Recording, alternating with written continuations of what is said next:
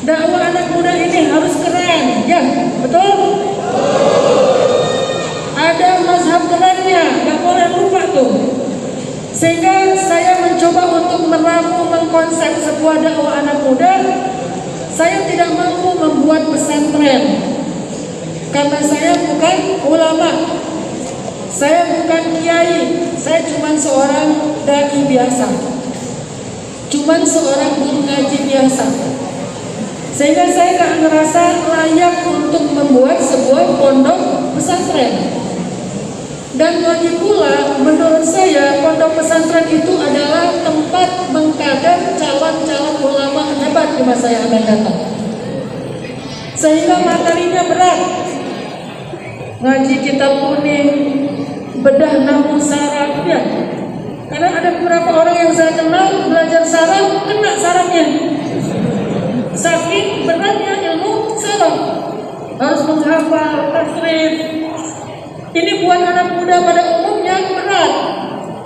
Sehingga kalau pesantren dijadikan sebagai satu-satunya media mendakwahi anak muda, itu sedikit yang akan nyantol. Coba di sini saya pengen melihat ya, teman-teman, siapa di antara kalian yang pernah atau sedang nyantri di pesantren? Boleh angkat tangan. Yang nyantri di pesantren aja, bukan pesantren kilat yang pesantren beneran. Coba berapa orang? 1, 2, 3. Oke, Masya Allah, berapa orang? Banyak. Tapi ternyata sekarang saya tanya lagi, yang tidak pernah nyantri di pesantren. Kok saya ikut-ikutan ya? Ternyata yang nggak pernah nyantri di pesantren jauh lebih banyak.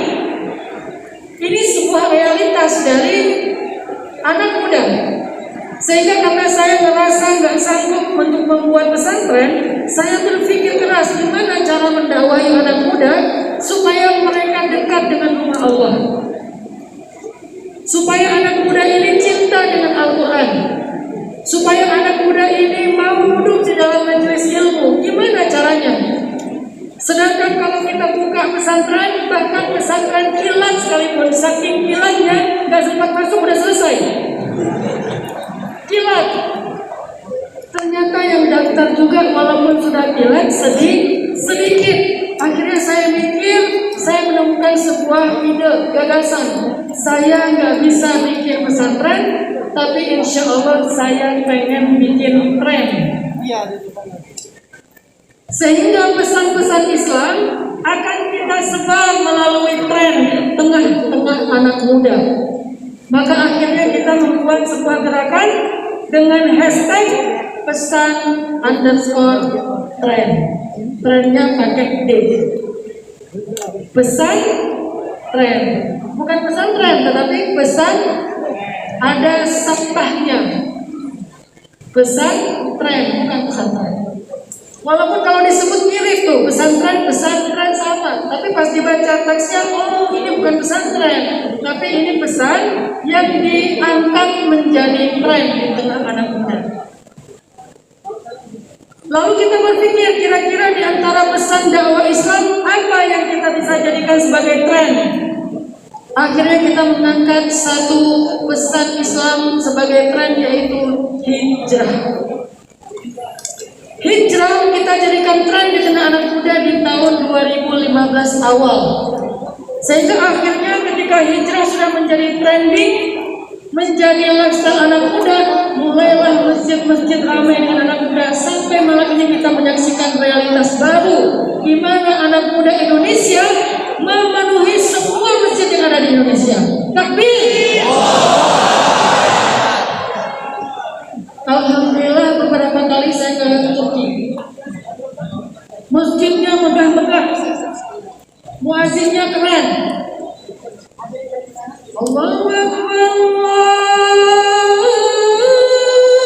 Allahu Akbar. Turki. Masjidnya megah, muazzinnya suaranya tinggi, melengking. Imamnya bacanya surat Al-Fat. Inna fatahna laka fatham mubina liyaghfira laka Allahu ma taqaddama min dhanbika wa ma ta'akhkhara Tapi ketika saya masuk ke dalam masjidnya, termasuk masjid yang baru saja diresmikan yaitu Masjid Hagia Sophia, masjidnya sepi. Turki hebat, Turki keren, tetapi anak muda Turki nggak seperti anak muda Indonesia. Anak muda Indonesia lebih dahsyat, sehingga anak muda Indonesia menjadi harapan masa depan Islam.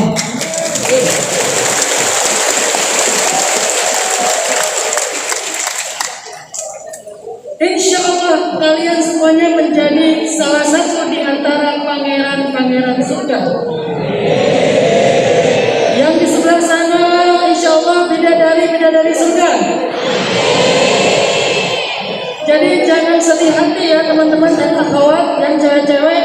Kalau kalian ngerasa aduh pantas gak ya saya jadi bidadari, sementara hidung saya gini, mata saya gini, tenang. Nanti sebelum masuk surga akan di full treatment, di makeovernya luar biasa sama Allah, sehingga tiba-tiba menjadi matanya yang tadi mungkin sederhana, tiba-tiba matanya besar. Kok bisa besar, Ustaz? Karena bidadari dalam bahasa Arab istilahnya hurul ain. Apa artinya hurul ain? Ain itu artinya mata. Hur artinya yang matanya besar. Tapi besar di sini dalam arti positif, besar dan sayu, bukan besar melotot. Ustaz, saya nggak mau di surga, kenapa? Takut, soalnya cewek-ceweknya pada melotot. Nggak ada. Mereka matanya besar tetapi sayu, indah. Kulitnya ini nih hadis. Saking beningnya, saking bersihnya, saking putihnya, kalau dia minum air, kelihatan air ngalir di sini. Kalau sekarang minum air, kelihatan tapi airnya di luar. Kalau di surga, kelihatan ngalirnya. Jarinya, kalau dia keluarkan jarinya dari dalam surga, maka dunia ini akan benderang dengan cahaya jarinya bidadari dan menutupi cahaya matahari. Insya Allah bidadari-bidadarinya itu ada di sebelah sana. Amin. Tapi bidadari nggak boleh sendiri, betul? Ini pengajian apa sih? Provokator. Saya mau nanya, yang masih jomblo fisabilillah angkat tangan. Luar biasa. Ternyata ada yang angkat tangan di depan, Pak. Masya Allah. Ternyata yang jomblo bukan hanya di belakang, ada yang di depan.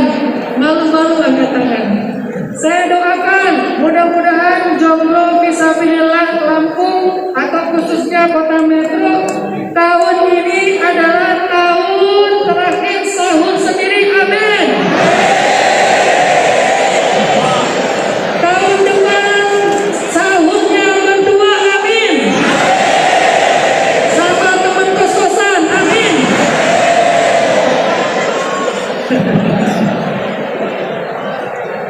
Oke teman-teman, balik lagi ke cerita tadi, hijrah.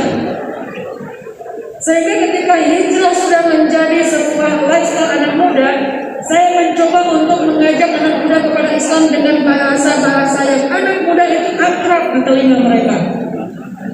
Ini namanya tarjamatul mu'asarah atau terjemah jadidah, terjemah kontemporer, terjemah baru. Bukan teksnya yang kita rubah, tapi terjemahnya yang kita rubah. Saya mau tanya sekarang, boleh nggak kita menerjemahkan Al-Quran ke bahasa Korea? Tidak boleh, ada yang bilang tidak boleh. Boleh nggak kita terjemahin Al-Quran ke bahasa Korea? Boleh nggak? Tapi kan bahasa itu dipakai sama opa-opa. Boleh? Tapi kan bahasa itu dipakai sama army, dipakai sama fansnya BTS. Bangsa Mida, ya. Boleh nggak menerjemahkan Al-Quran ke bahasa Korea? Boleh? Boleh, walaupun dipakai sama BTS atau K-pop atau Dragon, nggak apa-apa karena itu terjemah. Boleh nggak menerjemahkan Al-Quran ke bahasa India? Tapi kan dipakai sama coach-coach hotel ya. Bollywood, gak apa-apa, itu cuma film, yang penting bahasanya umum. Boleh nggak menerjemahkan Al-Quran ke bahasa Inggris? Udah banyak. Tapi kan dipakai sama Disney, sama Marvel, sama Hollywood. Kalau ke bahasa itu Al-Quran boleh diterjemahkan, kenapa tidak boleh diterjemahkan ke bahasa anak muda? Wa ma arsalna min rasul wa ma arsalna min rasulin illa bilisani qaumihi liyubayyina lahum. Kami tidak mengutus rasul, kami tidak mengutus nabi, kami tidak mengutus dai kecuali dengan bahasa kaumnya, agar dia menjelaskan ayat-ayat kami kepada mereka. Bahasa kaum saya, karena dakwah saya anak muda, maka kaum saya adalah millennials, maka kaum saya adalah anak muda, sehingga saya ingin menerjemahkan dakwah saya ke bahasa anak muda. Dimulai dengan program sholat berjamaah, tarawih, qiyamul Ramadan, sholat 5 waktu. Selain kita menyebutnya dengan sholatul jamaah, kita juga mengistilahkan dengan bahasa anak muda konser langit. Apa itu konser langit? Konser sesuatu yang ditonton, konser sesuatu yang disaksikan. Orang-orang yang ahlul batil, guluman, membuat banyak konser. Salah satu yang besar di dunia itu namanya Tomorrowland. Jangan googling. Apa Ustaz? Cari di YouTube. Tomorrowland. Bendera yang berkibar di acara Tomorrowland, bendera Israel. Sebuah kampanye tentang free sex, kampanye tentang LGBT, kampanye tentang kebatilan, dilakukan dalam kampanye konser Tomorrowland. Datang DJ-nya Alan Walker. Begitu dia main DJ, semuanya jungkir balik. Bayar mahal, sampai booking pesawat dari Brazil datang, dari mana-mana datang. Pesawatnya ditulisin Tomorrowland. Karena kenapa? Karena dia sesuatu yang disaksikan. Apakah cuma konser musik yang disaksikan? Ternyata ada yang lebih dahsyat loh. Inna Qur'an al-Fajr, Inna Qur'an al-Fajr kana mashhuda. Sesungguhnya bacaan dalam salat subuh adalah bacaan yang disaksikan oleh Allah dan malaikat disaksikan. Ternyata ada event lain, ada kegiatan lain yang lebih dahsyat daripada konser, lebih dahsyat daripada Tomorrowland, lebih dahsyat daripada DWP. Apa acaranya? Salat subuh berjamaah. Masyhuda, disaksikan, ditonton, di-view. Siapa yang menyaksikan salat subuh berjamaah? Allah dan para malaikat. Masyhuda. Sehingga salat subuh berjamaah lebih keren daripada konser bumi. Sehingga kita menyebutnya konser langit. Anak muda senang, wah ikut konser langit nih. Apa konser langit? Salat berjamaah, termasuk salat tarawih. Tadinya saya mau membaca Al-Baqarah. Alif Lam Mim. Dzalikal kitabu la raiba fihi hudan lil muttaqin. Kira-kira jam berapa selesai? Duha. Ya. Al-Baqarah 2 juz setengah dibaca dengan tartil santai, belum lagi diulang-ulang. Ada ayat diulang-ulang, wah sampai sahur nih. Bukan teman-teman yang nggak kuat, sayanya yang nggak kuat. Akhirnya ya udah deh, terusin aja. Ila fi Quraisy inna a'tainaka al-kautsar idza jaa nasrullahi tapi insya Allah semuanya nyaman, betul? Setiap rakaat kedua, Qul huwallahu ahad. Surat apa? Al-Ikhlas. Itu surat yang bikin kita ikhlas banget pokoknya ya. Yang penting apa? Yang penting khusyuknya, yang penting tumakninahnya, yang penting benar rukun dan wajib sunnahnya, sehingga kita melaksanakan ibadah, Allah yang menyaksikan dan Allah yang akan memberikan balasan. Ini namanya konser langit. Jadi jangan cuma ramain konser bumi di luar masjid, ramain juga konser langit di dalam masjid, di mana pemimpinnya adalah imam, di mana imamnya adalah anak muda. Kita jadikan masjid di Metro, di Lampung, di Indonesia, muadzin anak muda, imamnya anak muda, insya Allah, amin. Suatu saat, saya nggak tahu kapan, tapi saya punya mimpi dan selalu saya sampaikan supaya jadi doa. Suatu saat, insya Allah, Indonesia akan dipimpin oleh seorang presiden yang hafiz Al-Quran. Amin. Banyak nggak teman-teman sholat di Istiqlal, imamnya presiden? Allahu Akbar. Beres Al-Fatihah. La uqsimu biyaumil qiyamah. Presiden. Muazzinnya wakil presiden. Hayya 'alas shalah.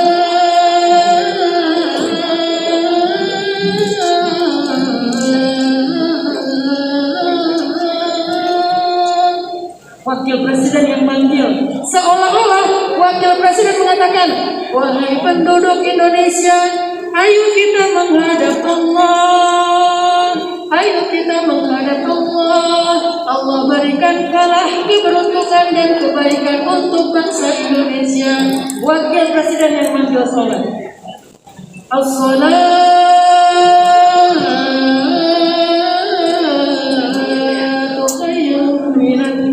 Kalau wakil presiden ngomong gitu, bangkit semuanya tuh, betul? Mungkin nggak suatu saat kayak gitu? Tergantung kepada kalian, karena insya Allah pemimpin di masa depan adalah anak muda hari ini. Sehingga kalau kalian cinta masjid, cinta Al-Quran, sangat mungkin suatu saat kelak Indonesia dipimpin oleh seorang hafiz Al-Quran. Wakil presidennya mengumandangkan azan, Menteri Agamanya menyampaikan nasihat yang sangat luar biasa, sehingga negara ini menjadi negara yang baldatun thayyibatun wa rabbun ghafur, insyaallah. Jadi siapkan diri kalian teman-teman. Saya kalau bicara anak muda tidak bicara hari ini. Saya nggak mau bicara tentang 2019, 2024, enggak. Saya kalau bicara anak muda, bicara masa depan Indonesia. Entah kapan itu tergantung kepada kesungguhan kalian untuk membangun Indonesia. Siap? Mulailah dari mana? Mulai dari masjid. Karena siapa yang mengawali kebaikannya di dalam masjid, insya Allah Allah akan berikan keberkahan lil alamin. Makanya kita pengen anak muda tertarik ke masjid, konser langit. Terus kajiannya apa? Judulnya caper kepada Allah. Caper. Mungkin bagi sebagian orang, apalagi yang sudah usia senja, caper. Apa ini kok pengajian kok caper? Itu masih mending. Saya punya pengajian judulnya jomblo fisabilillah. Apa itu jomblo fisabilillah? Posternya anak muda pakai rompi, kayak habis gitu kan ya. Tapi di sini ada coklat, bukan bom, tapi coklat. Pakai senapan, tapi senapannya bohongan, cuma bunga mawar. Pakai sorban, sebuah poster nyeleneh absurd untuk menarik perhatian anak muda biar masuk ke masjid. Oh ternyata jomblo fisabilillah. Apa maksud jomblo fisabilillah? Jangan berkecil hati kalau kalian sendiri. Jangan berkecil hati kalau kalian jomblo. Selama kalian sabar dan tetap di jalan Allah, tidak pacaran, tidak melakukan dosa, tidak stalking IG mantan pakai akun palsu, insya Allah berarti kalian fisabilillah. Ada yang itu enggak? Sama. Enggak, saya enggak punya mantan insya Allah. Tapi akun yang lain ada dong. Kalau kita punya akun tentang akun, wah ngelihat tentang bola, kan saya suka melihat olahraga nih. Saya senang olahraga ekstrim. Dulu diajak teman-teman main skateboard, main surfing. Saya dengar di Lampung juga ada sport surfing ya, cuma ombaknya untuk pro, bukan yang amatiran kayak saya. Saya pernah tuh lagi main surfing, dapat ombak 3 meter. Saya lagi pedal sama teman saya, juara international surfer. Dia aja ngelihat ombak, teriak Allahu Akbar. Saya innalillah. Kalau dia yang pro bilang Allahu Akbar, saya amatiran bilangnya inna ke gulung karena nggak sempat ngelak, nggak bisa dive karena udah terlalu dekat, akhirnya ke gulung, keseret di bawah, pas keluar di pantai tiba-tiba udah berdarah. Pride bro, ya. Yeah. Surfing, skateboard, snowboarding, wake surf, free dive, alhamdulillah semuanya saya coba. Kenapa? Karena saya pengen nunjukin ke anak muda, kalau kalian udah hijrah, hidup kalian tetap bisa stand kok. Kalau kalian udah hijrah jadi ahli masjid, hidup kalian tetap asik. Dan untuk menikmati hidup, kalian tidak perlu menambah dosa. Dan saya contohin, saya menikmati hidup, tapi tidak perlu menambah dosa. Tetap bisa nutup aurat, waktunya sholat tetap sholat, tidak perlu ke tempat-tempat yang terbuka. Banyak spot-spot indah di Indonesia kita nikmati. Yang jelas, hijrah, taat, syariat bukan halangan kita untuk menjadi tetap anak muda sebagaimana hobi kita. Muncul judul caper kepada Allah. Apa maksud caper kepada Allah? Hari ini banyak banget orang yang caper kepada manusia di sosial media. Betul? Caper di sosial media. Gimana caranya caper di sosial media? Bikin konten aneh-aneh. Ada yang bikin konten nemu raja jin. Viral ya. Percaya? Awalnya sih percaya, beneran nih raja jin, ngeri banget ketemunya di gua. Tapi dia cender, kecil ya. Ternyata itu adalah kaki sapi yang disatuin sama ceker ayam, dikasih mata, terus direbus, dimasak. Katanya saya makan nih raja jin. Viral. Caper kepada manusia di sosial media. Ada lagi yang bikin konten ngehalangin truk. Siapa yang bisa ngehalangin truk sampai berhenti? Hebat ya. Temennya videoin, qadarullah, celaka. Ada lagi yang bikin konten di bawah rel kereta api. Begitu kereta lewat, di-videoin dari bawah, viral. Lalu para netizen bukan memuji, membuli, dihujat sama netizen, bukan nambah followers, unfollow berjamaah. Artinya anak muda itu senang untuk caper. Kadang-kadang kita caper ke seseorang, kita kirim WA. WA yang paling efektif dikirim itu apa coba? Kalau kita lagi caper, apa? Emoticon?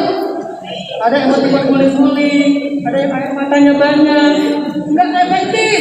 Yang paling efektif kirim Assalamualaikum warahmatullahi wabarakatuh. Pasti dibalas. Karena kalau nggak dibalas dosa. Begitu dia lihat ada nomor masuk WA, pertama Assalamualaikum, mau buka, nggak enak, nggak dibuka, nanti kan dikira sombong, lama dianggurin. Kita di sebelah sini nungguin, kok masih contreng abu, nggak biru-biru. Terus kita lihat ke atas, dia udah lasin beberapa kali tapi belum dibaca, ya. Lama nungguin sampai kemudian tiba-tiba nggak sengaja kepencet, kebuka contreng biru. Alhamdulillah, contreng biru dibaca salam saya. Terus nungguin kapan dia typing ya, kapan dibales ya. Kok nggak dibales sih? Nungguin, lihat HP terus aja di depan HP, kok nggak dibales-bales. Setelah berjam-jam dia nunggu, tiba-tiba yang di sebelah sana typing. Begitu typing, screenshot. Typingnya aja di screenshot, udah gitu story. Gua dapat typing nih, dapat typing aja bangga. Dia padahal nggak typing loh, cuman ngeklik bagian teks, belum nulis kan, statusnya typing. Balas nggak ya? Balas nggak ya? Balasnya gimana nih? Nanti kalau dia GR gimana? Ya udah nggak jadi deh. Udah typing lama ditungguin, ternyata lasin lagi. Ya, capek. capek teman-teman, caper ke manusia itu capek. Pernah kayak gitu? Saya pernah sama istri. Ketika istri lagi ngambek, saya kirim assalamualaikum, harus dibalas dong. Apalagi dari suami, assalamualaikum ya.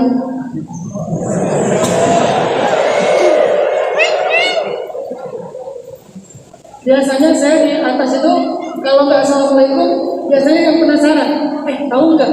Nah itu tuh penasaran. Cewek itu paling nggak tahan kalau udah dibikin penasaran. Tips ya. Tahu nggak? Itu kedudukannya nomor 2 setelah assalamualaikum. Assalamualaikum nggak bisa nggak dibalas. Yang kedua, tahu nggak? Apaan sih? Kan gitu ya. Penasaran. Tahu nggak? Titik. Udah gitu di enter di bawah ternyata nggak ada apa-apa. Ya. Itu cara saya mancing biar dia buka WA. Tapi udah typing, dia mungkin mau marah, dia mau emosi atau apa, nggak jadi. Itu sedih banget tuh. Kayak gitu nasib kita kalau caper kepada manusia. Suami caper ke istri, pulang-pulang cerita tadi di jalan macet, pekerjaan banyak, dimarahin atasan, bla bla bla bla. Kenapa dia cerita betapa beratnya pekerjaan dia? Pengen dapat perhatian dari istri. Istri paling-paling cuma bilang, ya udah, yang penting jangan cepat menyerah, semangat ya. Cuma gitu doang. Istri caper ke suami juga kayak gitu. Suami pulang caper yang paling positif itu gimana? Dandan, make up, ukir alis, ukir tinggi sebelah, lipstick, ada yang glossy, ada yang matte. Oh yang pakai yang mana ya? Glossy atau yang matte ya? Ya udah deh dua-duanya, yang di atas glossy, yang di bawah matte. Tebal, saking tebalnya dari jarak sekilo kelihatan lipstiknya doang. Ya. Masya Allah, caper. Begitu suami datang, istrinya udah siap, udah dandan, udah cantik, udah make up-an, pakai baju yang kesukaan suami. Suami ngelirik juga enggak. Itulah caper kepada manusia. Masakin masakan kesukaan suami, beresin rumah supaya suami nyaman, mulai manja sama suami. Ternyata suami langsung berangkat tidur. Itulah nasib kalau kita caper sama manusia. Kalau kalian nggak mau kecewa, karena kita caper ke manusia itu sering kecewa. Netizen karena kita kecewa, pasangan karena kita nggak maksimal dapat apa yang kita harapin. Apalagi ke teman, kita caper-caperan di grup WA, ternyata grupnya sepi. Soalnya mereka bikin grup baru, cuma kita doang yang nge-invite. Itu kalau kita caper kepada manusia. Tapi kalau kalian nggak mau kecewa, caperlah kepada Allah Subhanahu Wa Taala. Pasti langsung direspon, nggak pakai delay.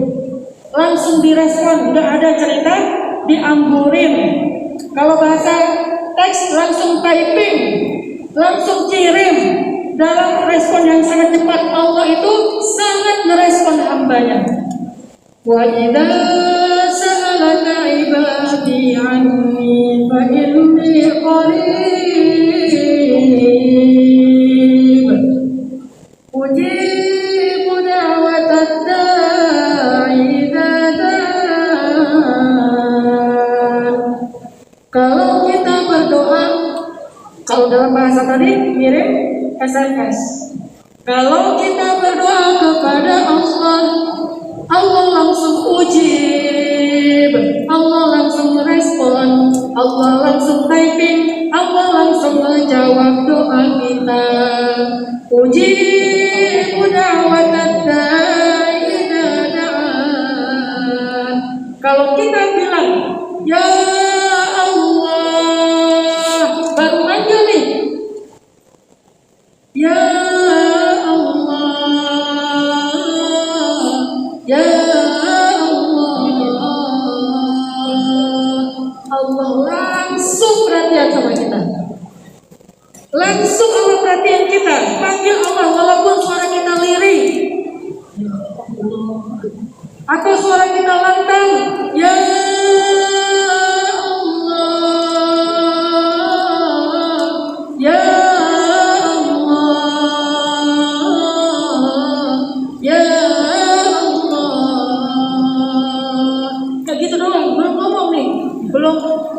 minta jodoh dong, minta rezeki, skripsinya yang lancar, dosennya yang baik dan segala macam. Belum, baru bilang ya Allah. Allah langsung merespon, Allah menjawab labbaika abadi, labbaika abadi, labbaika abadi. Ada apa hambaku? Coba lihat betapa baiknya. Walaupun kita pendosa sekalipun, ketika kita panggil nama Allah, bahkan kita lalai, Allah yang panggil kita. Qul ya ibadi, qul ya ibadi alladzina asrafu ala anfusihim la taqnatu min rahmatillah inna Allah yaghfirudz dzunuba jami'a. Walaupun kita banyak dosa, Allah masih manggil kita wahai hambaku, masih dianggap hambanya. Allah nggak bilang ya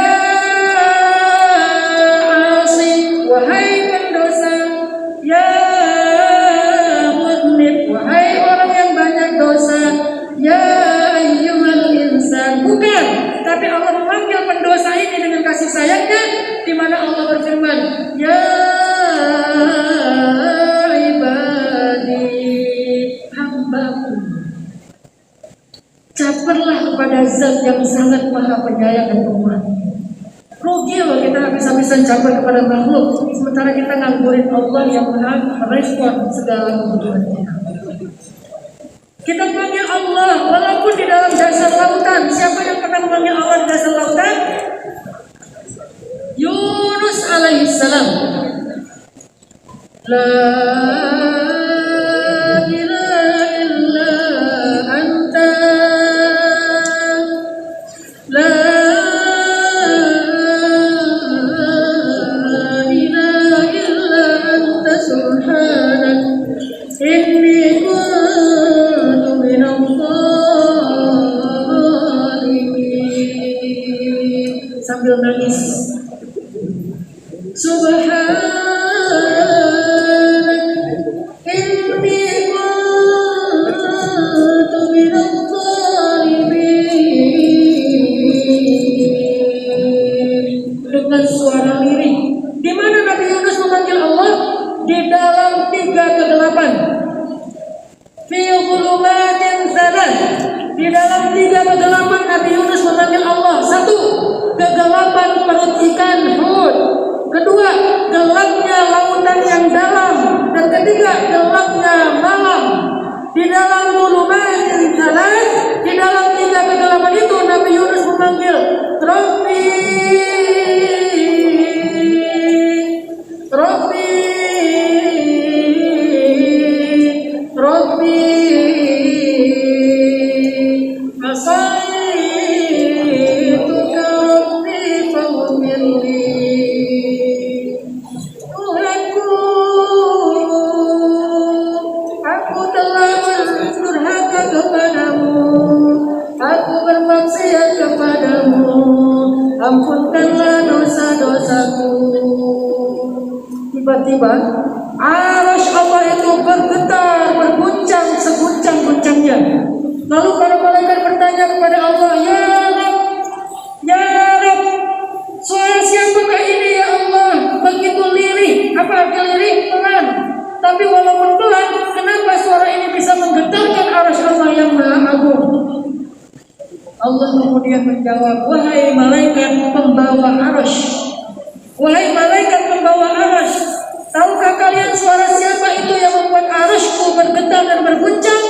Siapa ya Allah? Allah mengatakan itu suara hambaku Yunus yang meminta ampun kepadaku di dalam lautan.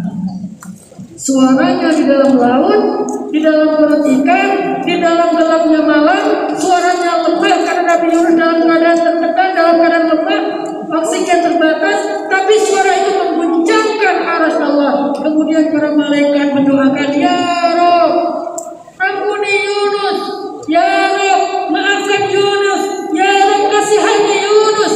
Seluruh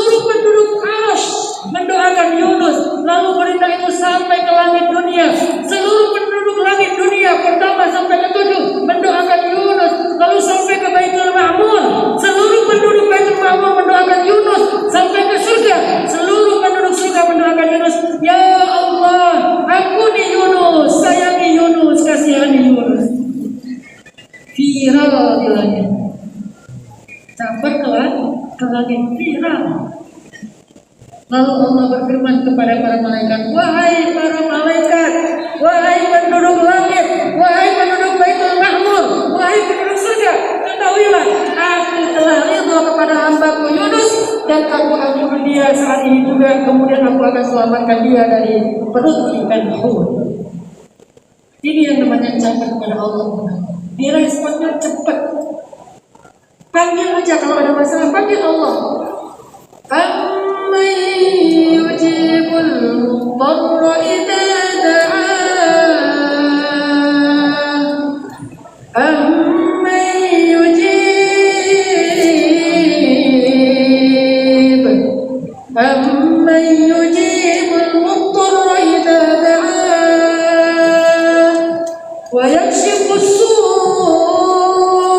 Siapa yang bisa menerima, merespon, menjawab panggilan orang-orang yang sedang dalam kesusahan, dalam keadaan susah, dalam keadaan musibah, kecuali Allah.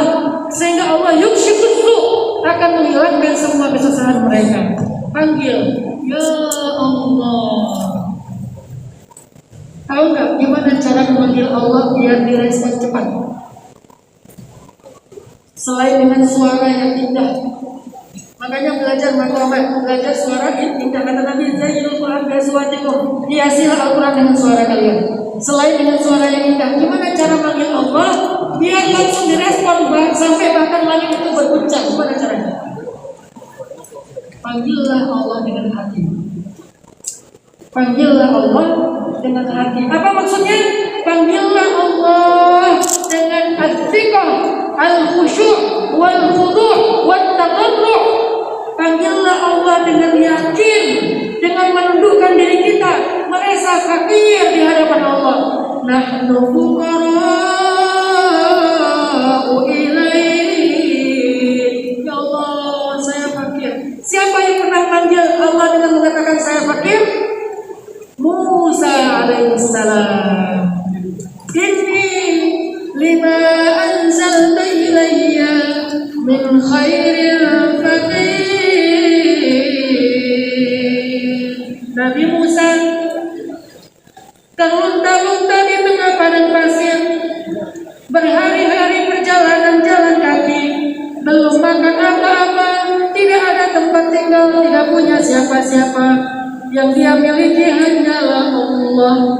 Lalu dia memanggil Allah, ya Allah, inni fakir, inni ila ma anzalta ilayya min khairin fakir. Allah langsung datangkan orang untuk menolong Musa. Siapa? Calon istrinya. Ini doa jodoh nih, by the way. Allah, saya fakir. Fakir ya Allah, gak ada siapa-siapa selain Engkau. Tiba-tiba ada yang ting ting ting ting. WA masuk, ternyata dosen pembimbing. WA masuk, ternyata Pak RT. Ya, yang lebih parah lagi WA masuk, ternyata kos akhir bulan, jadwal bayar kos-kosan. Ini fakir, bilang ke Allah, ya Allah, langsung direspon sama Allah. Secepat Allah merespon Musa, secepat Allah merespon Yunus, secepat Allah merespon Ibrahim. Hasbi Allah wa ni'mal wakil. Panggillah Allah dengan hati kita. Kalau kita memanggil Allah tidak dengan hati, masih ragu-ragu, ya Allah, kok saya sih? Ya Allah, kok Engkau tega sih sama saya? Ya Allah, apa sih maumu? Kalau gini cara manggil Allah, nggak akan direspon sama Allah.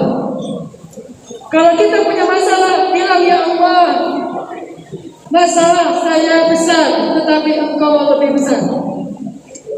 Ya Allah, masalah saya besar, tetapi Engkau maha besar. Saya tidak akan berputus asa dari kebaikan dan rahmat-Mu. Panggil Allah dengan memuji Allah di dalam hati kita. Insya Allah, Allah akan merespon kita.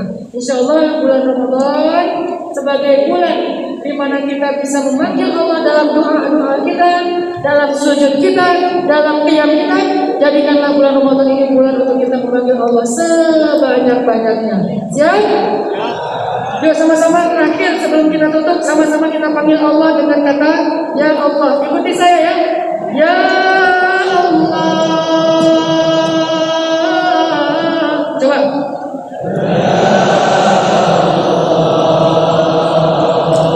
Ya Allah.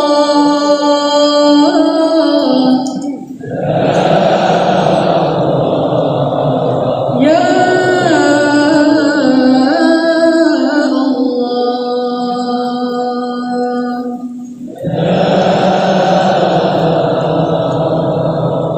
Lakukan itu ketika tahajud di rumah.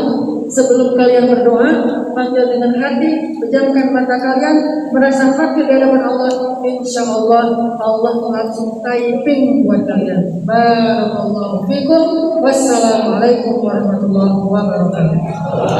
Waalaikumsalam warahmatullahi wabarakatuh. Terima kasih.